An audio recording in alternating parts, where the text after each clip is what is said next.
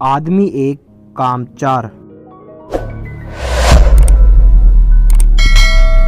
बीरबल की सूझबूझ, बुद्धि और हाजिर जवाबी से जहां बादशाह अकबर प्रसन्न थे, वहां दरबार के अन्य लोगों में कई ऐसे भी थे जो बीरबल को उच्च पद से हटाना तथा बादशाह की दृष्टि में गिराना चाहते थे। वे लोग ऐसे ही अवसर की ताक में रहते थे जब वे बादशाह के कान भर सके या किसी भी तरह बीरबल को नीचा दिखा सके।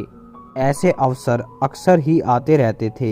एक बार बीरबल की अनुपस्थिति में बादशाह के कान भरने वालों ने एक स्वर में कहा, हमारी समझ में आज तक नहीं आया कि जापना कि हम लोगों में क्या कमी है। बीरबल को इतना महत्व क्यों दिया जाता है? क्या वह हमसे ज्यादा विद्वान है? बहुत फर्क है उसमें और आप लोगों में। बादशाह ने मुंह खोल दिया।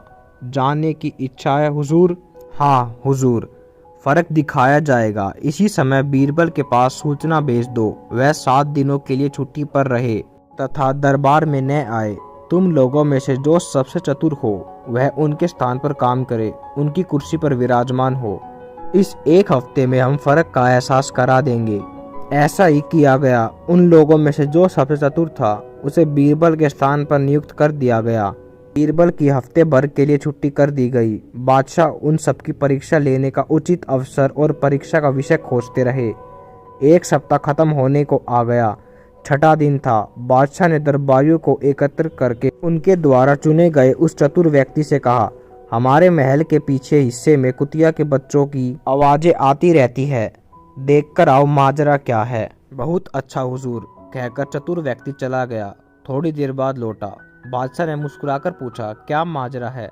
कुतिया ने बच्चे दिए हैं हुजूर, वे ही कूकू करते रहते हैं। वे कितने बच्चे हैं? बादशाह ने पूछा। हुजूर, मैंने तो गिने नहीं। जाओ गिन कर आओ। व्यक्ति आज्ञा पाकर दोबारा गया और थोड़ी देर बाद लौट कर आया। आते ही बोला, जापना 5 बच्चे दिए हैं कुतिया ने, मैं स्वयं गिन कर आया हूँ।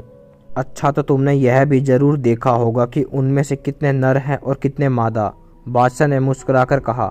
व्यक्ति चकरा गया। वह बोला, हुजूर, यह तो देखा नहीं, देख कर आओ। व्यक्ति तीसरी बार गया और यह देखकर आया कि बच्चों में कितने नर और कितने मादा थे।